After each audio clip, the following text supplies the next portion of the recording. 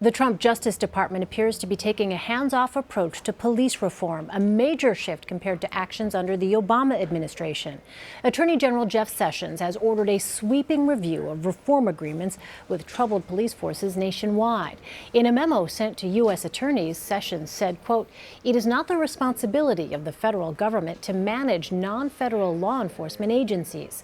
CBS News Justice reporter Paula Reid spoke about what this shift in policy means for police reform with the National Urban League CEO and former New Orleans Mayor Marc Morial. Attorney General Sessions has made it clear he does not support federal reform of local law enforcement. But Mark, at this point, with everything we've seen in Ferguson, Baltimore, Chicago, is it realistic that he can actually lean back on civil rights reform at this point? Here's what's important. The Attorney General has an obligation. There's actually a federal statute which compels and requires the Attorney General to investigate local law enforcement agencies like the Baltimore Police Department, the Chicago Police Department, and many police departments when there is an indication that there are systematic abuses of citizens' civil rights. I would submit to you, this is not a choice for the Attorney General. This is an obligation that the Department of Justice has if it's going to uphold the law. In those instances, in these cases, you've got 20 consent decrees, 14 of them have been court-ordered. These departments, these agencies have been found to engage in systematic violations of the constitutional rights of their own citizens.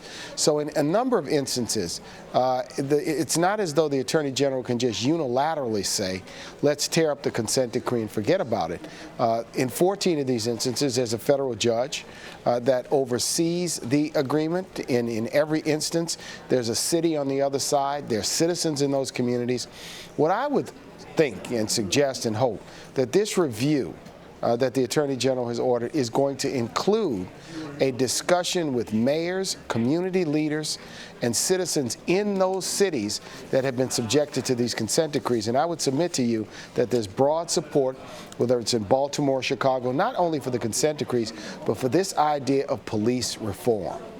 Well, for example, in Baltimore, the mayor and the head of the police department there, they both say they welcome this kind of reform. They want the consent decree. They want to get it finished. They want to do these reforms on a tight timeline. But the Department of Justice argues that a lot of the reforms that need to take place, they're already underway. And some question, why does the federal government need to babysit these reforms for the next 2 years? I mean, in your experience, what is the value of this federal oversight? The value of the federal oversight is accountability, to ensure that promises that are made are promises that are going to be kept, to ensure that these commitments last beyond a single mayor. These reforms should not be dependent on one or two committed mayors or police chiefs or local elected officials. The consent decrees provide a framework. They ensure that the public will trust that these reforms are going to take place. And I continue to emphasize that in this regard, these reforms and the whole idea of a consent decree is part of the 1992 Violent Crime Act, which gave the department the obligation to investigate unconstitutional policing. So the Attorney General, this is not an executive order that the Obama administration issued. This is pursuant to a federal statute passed by Congress, and I would hope that there would be a reconsideration by the Attorney General and his top leadership team not to walk away from being on the right side of police reforms in America today. All right, well, I'm curious to get your prediction about Chicago, because there they have an investigative report. It's about 160 pages long, detailing unconstitutional policing practices in that city. But what do you think is going to happen there? They're not as far along in the process as they are in Baltimore or, of course, Ferguson, where they have a consent decree. We asked the Attorney General a couple weeks ago what he thought of the report.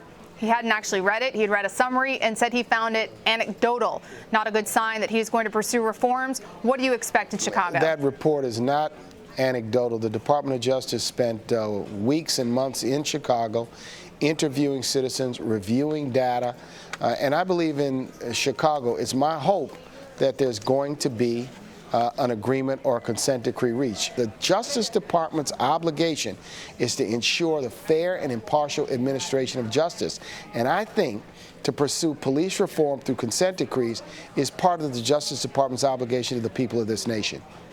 So what happens the next time we have one of these incidents? And tragically, it is very likely that there will be another instance in which we have excessive use of force. If the Department of Justice says, look, we're going to let the local officials handle it, where does that leave civil rights groups? What is your role now in police reform? I mean, our role is to hold the Department of Justice accountable. The federal courts are an option in some instances. The local courts may be an option in some instances.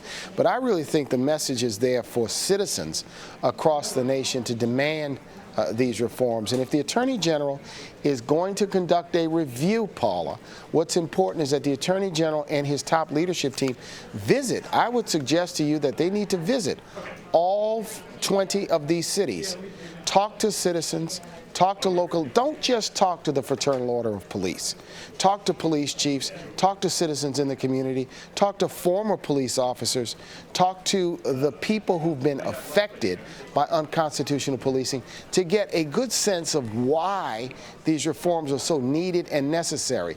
The Attorney General's commitment to trying to reduce violent crime is something that I share.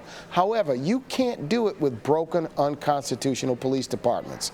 And I think we see that many of the cities with broken police departments also have some of the highest rates of violence in America. So these two things go hand in hand, constitutional policing as well as a safe community. All right, Marc, thank you so much. Thanks, Paula.